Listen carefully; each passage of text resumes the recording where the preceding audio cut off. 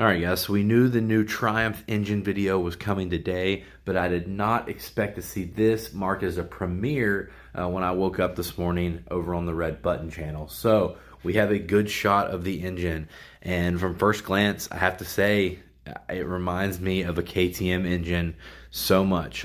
Looks like they took a little bit of inspiration from how Cowie was doing their heads and head covers, at least in the 19 to 23 450 engine. But wow, it definitely, just from first glance, if I didn't know better, I would say, yeah, that's a KTM 250 or 350 engine right there. I like the black clutch cover. Hopefully they're going to dive pretty deep into this thing today instead of just giving us some kind of superficial look at it on a table with shadows and stuff. But we're going to see. It's going to drop at noon today, and I'm going to be here with videos as soon as it does. So just hit the follow button, y'all.